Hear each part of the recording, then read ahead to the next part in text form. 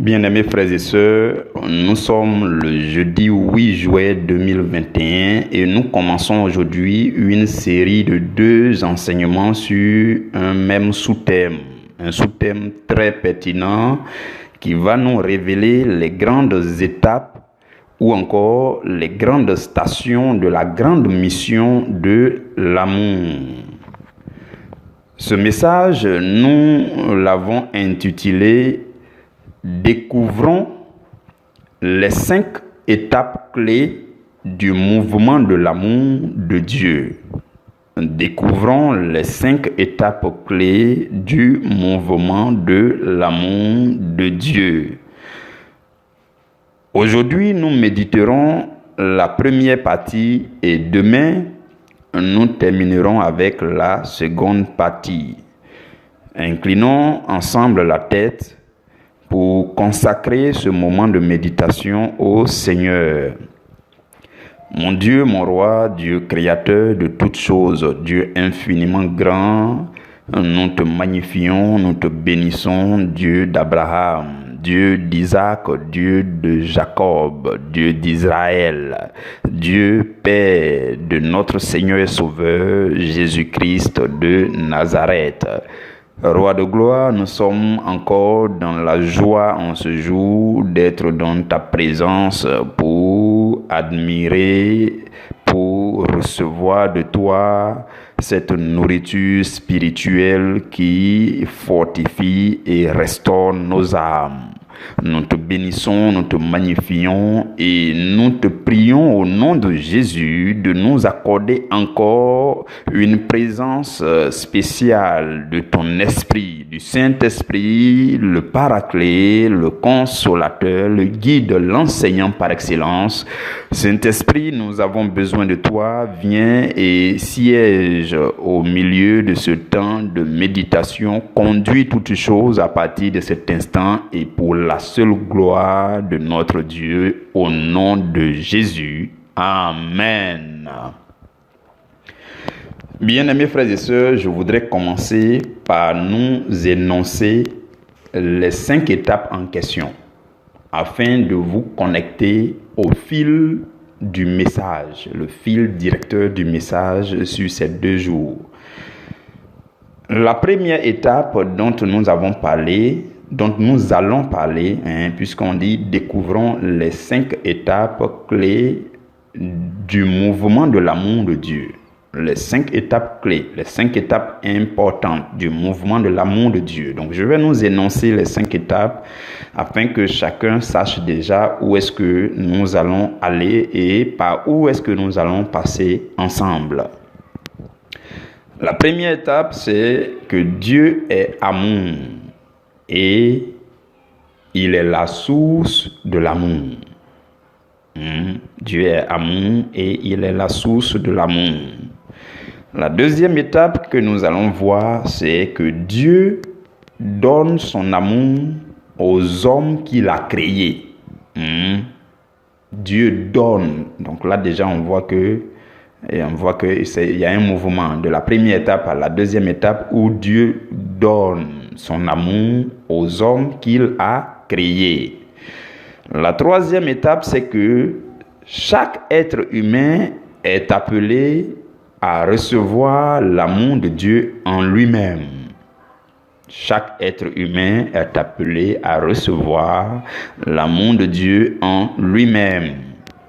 La quatrième étape, c'est que l'amour de Dieu habite en nous afin de nous aider à devenir des êtres d'amour. L'amour de Dieu vient habiter en nous.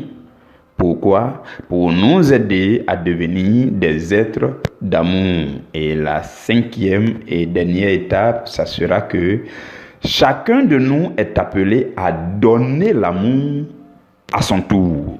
Vous avez compris. Voici les 5 étapes que nous allons méditer ensemble. Ça sera beaucoup plus enrichissant encore aujourd'hui parce que le Saint-Esprit est là pour prendre le contrôle de toutes choses, pour enseigner lui-même. Lisons dans 1 Jean au chapitre 4, le verset 8.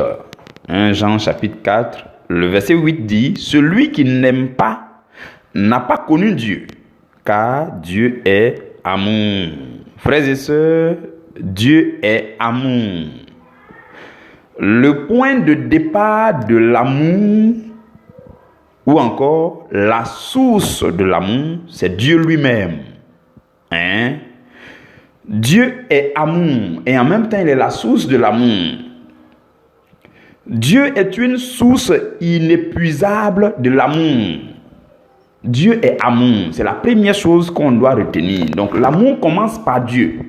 L'amour commence en Dieu. L'amour commence avec Dieu. Et Dieu lui-même, il est amour. Et il a commencé toutes choses et il est le commencement de toutes choses. Vous comprenez? Pour savoir le mouvement de quelque chose, il faut d'abord comprendre son point de départ. Le point de départ de l'amour dont nous parlons durant ce mois, le point de départ de cet amour-là, c'est Dieu.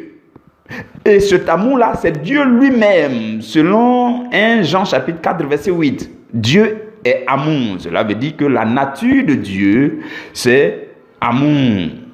Vous comprenez? L'amour vient de Dieu. Si on devait parler que l'amour s'est déplacé d'ici à là, d'ici à là-bas, ainsi de suite, et qu'on se posait la question d'où provient l'amour, c'est simple. La première étape, ou alors la première station, ou alors l'origine, ou alors le point de départ de l'amour, c'est Dieu. Et Dieu, il est l'amour, il est amour, et il est cette source inépuisable de l'amour. La première étape, ce n'est pas trop long, ce n'est pas compliqué. Donc le point de départ de l'amour, la première étape, la source, l'origine de l'amour, c'est Dieu. Et Dieu lui-même, il est amour. Et cet amour-là va ensuite se mettre en mouvement. Et c'est ce que nous allons continuer à voir. Maintenant, ce que je voudrais vous dire à ce niveau, c'est que vous pouvez savoir que Dieu est amour. Et qu'il est la source inépuisable du grand amour, comme nous venons le dire. Vous pouvez le savoir, tout le monde peut le savoir, c'est un peu évident à connaître, à savoir. Mais si vous restez à ce premier niveau de connaissance, il vous manque quelque chose de plus grand à connaître. Le niveau suivant, c'est de réaliser que Dieu, ou encore l'amour de Dieu, est venu en mission parmi les hommes. Dieu n'a pas été amour pour rester amour et rester là-bas. Non. L'amour de Dieu, ou alors Dieu lui-même, est venu en mission parmi les hommes.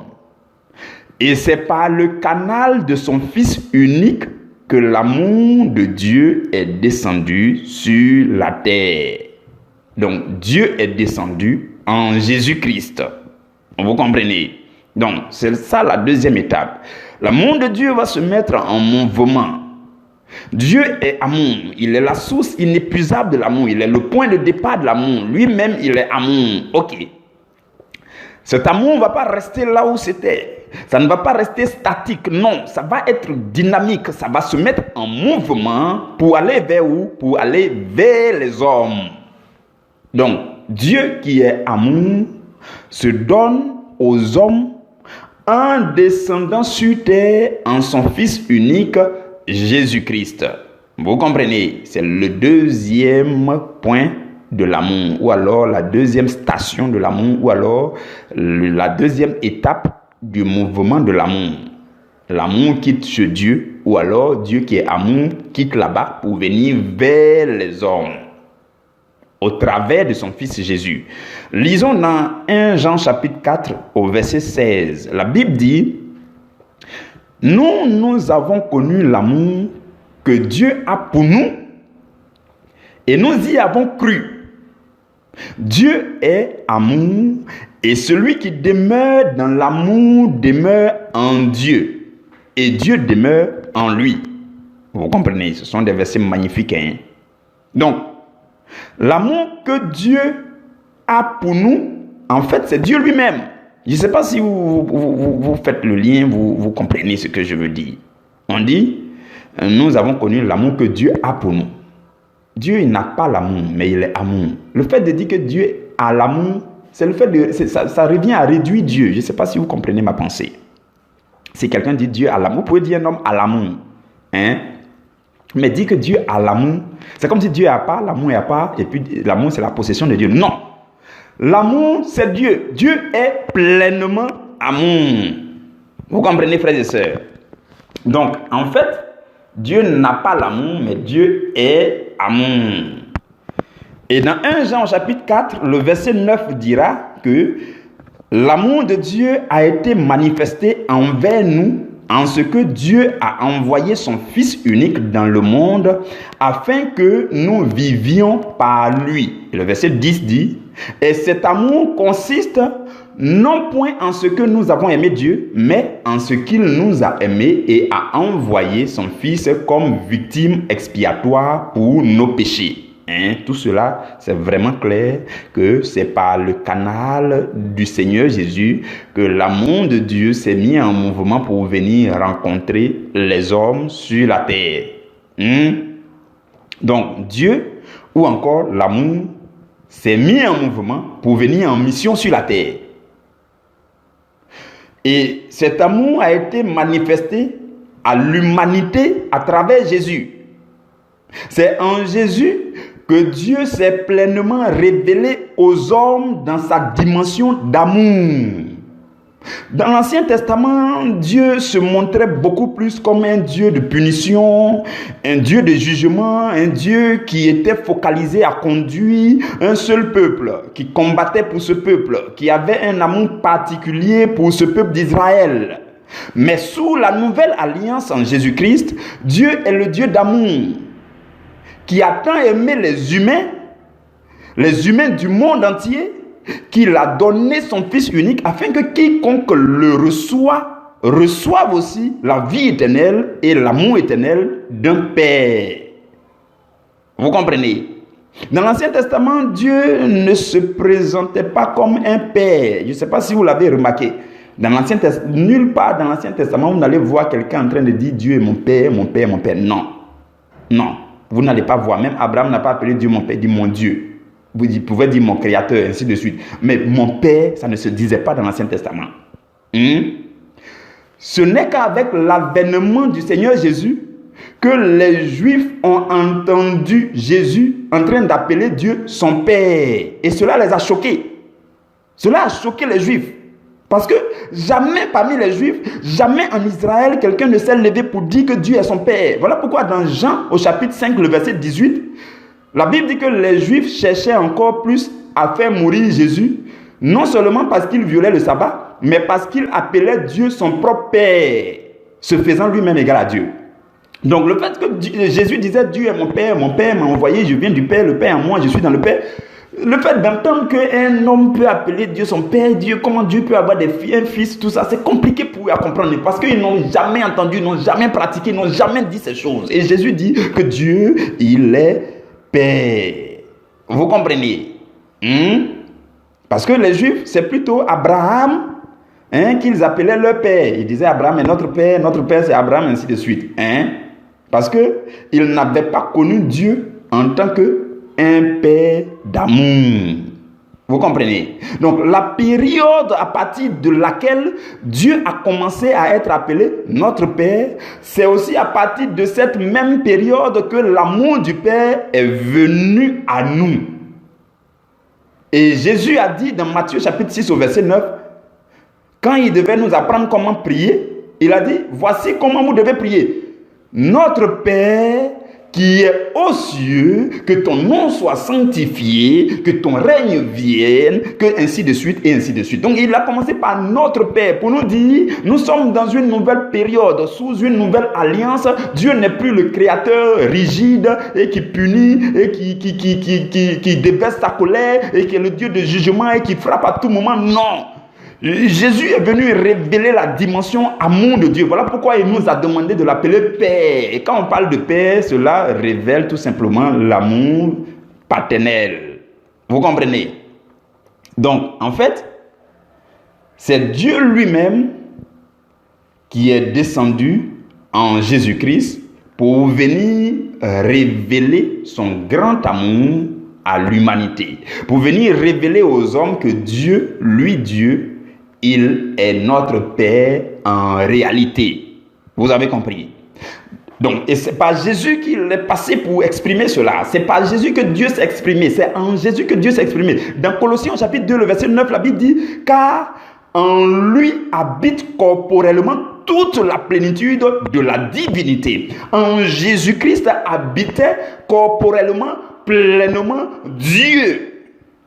Vous comprenez? Et Jésus est véritablement Dieu, je vous le dis, frères et sœurs. Oui, le chrétien ne doit plus douter à ce sujet. Non, Jésus est véritablement Dieu. Avant même que Jésus vienne pour parler de cela, pour dire, il a dit par exemple je ne sais pas si c'était Philippe ou bien Thomas, il lui a dit, mais ne sais-tu pas que depuis longtemps je suis avec vous, Dieu le Père en moi, je suis en le Père. Hein? Quand je vous parle, c'est Dieu qui parle. Celui qui m'a vu a vu le Père. Et il dira encore aux Juifs, il dit, non mais je suis dans le Père est en moi. Le Père et moi, nous sommes un. Il a dit toutes ces choses, mais avant même qu'il vienne pour le dire, hein, cela a été prophétisé.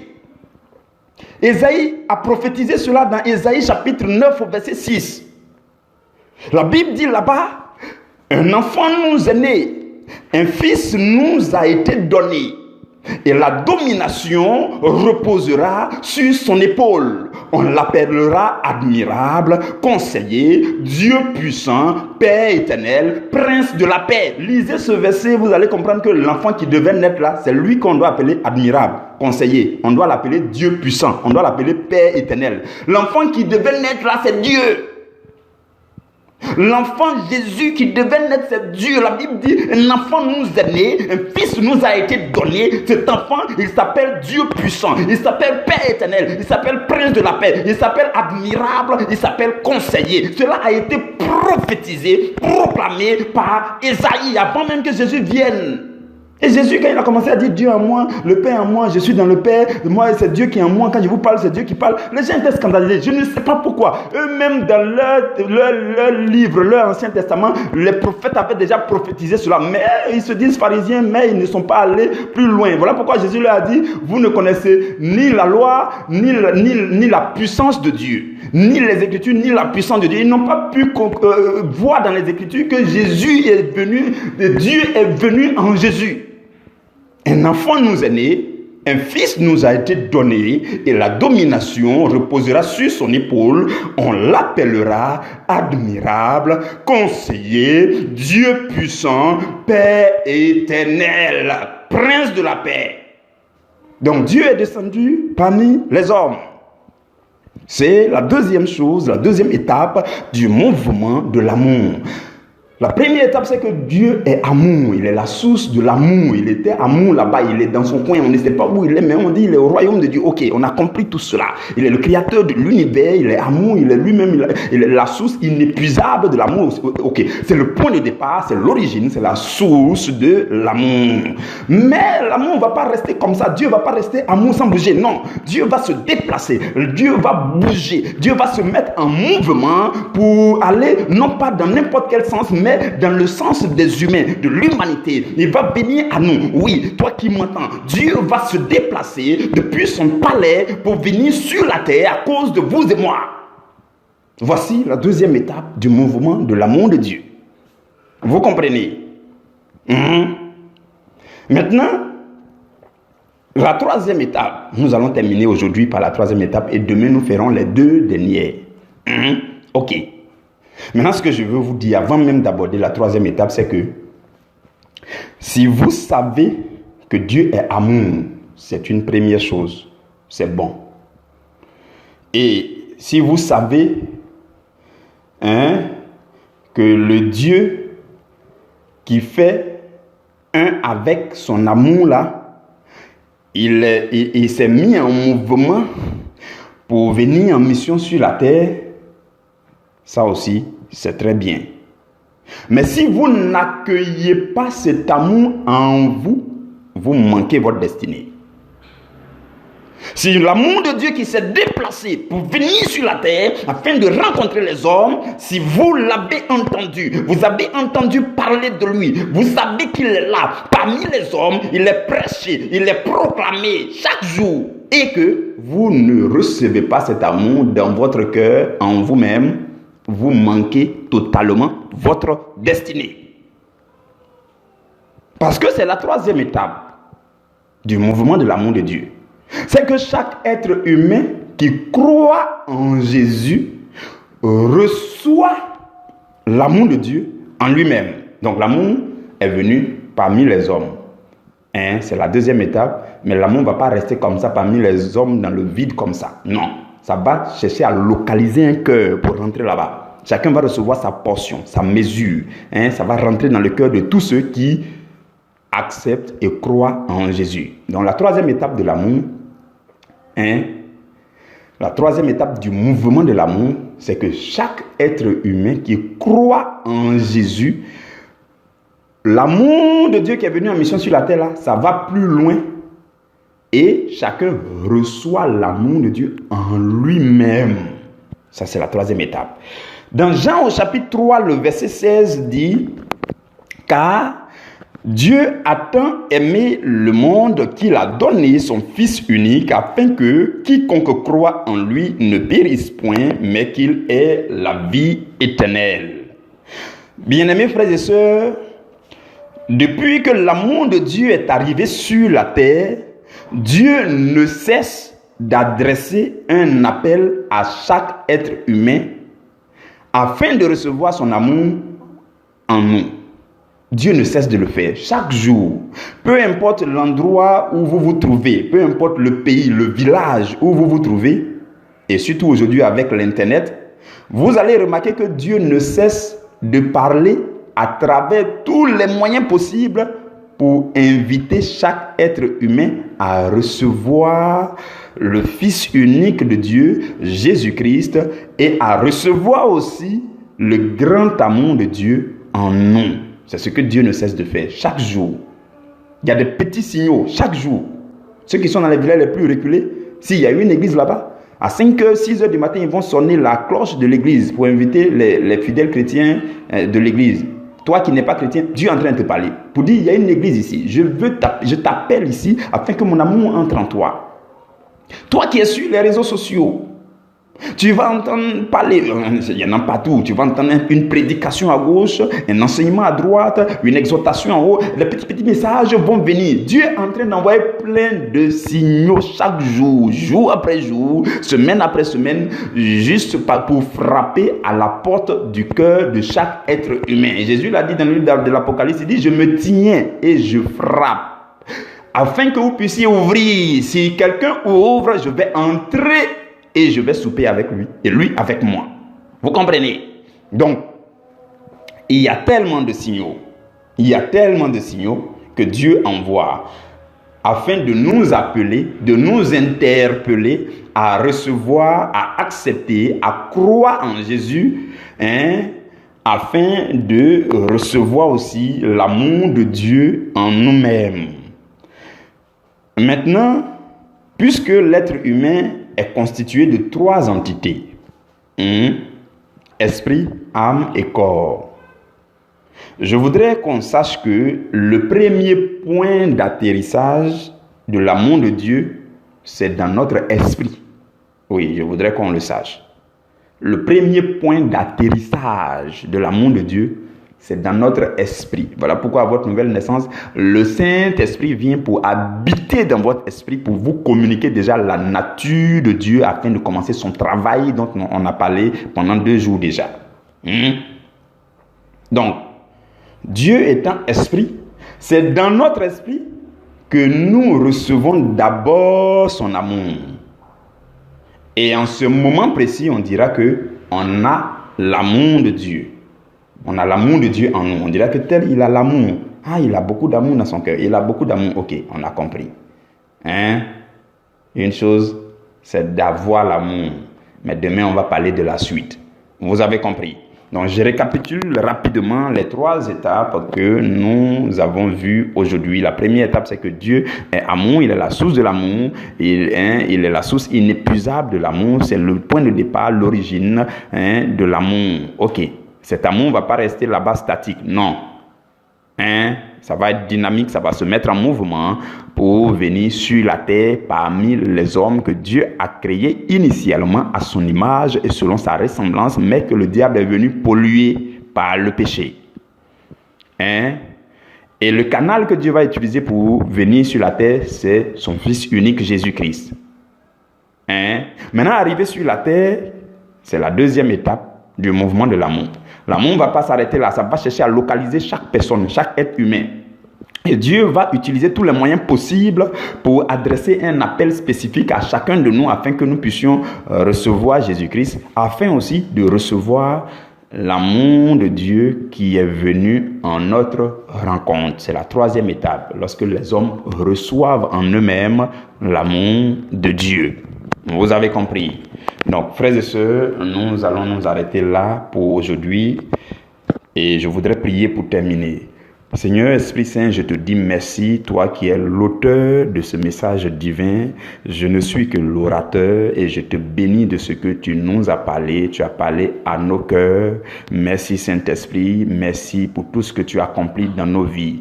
Pendant que chacun de mes frères et sœurs entendait ce message, tu communiquais en même temps la force d'obéissance. Tu communiquais en même temps les grâces, les grâces et les bénédictions venant de toi ont été communiquées pour fortifier quelqu'un, pour édifier quelqu'un, pour restaurer quelqu'un. Je bénis ton nom, Saint-Esprit. Merci pour tes œuvres magnifiques parmi nous. Que ton nom soit célébré au nom de Jésus. Amen. Frères et sœurs, demain nous allons poursuivre avec les deux autres étapes afin de mieux épuiser le sujet. Que Dieu vous bénisse, que la main du Seigneur demeure sur vous dans le puissant et précieux nom de Jésus. Amen.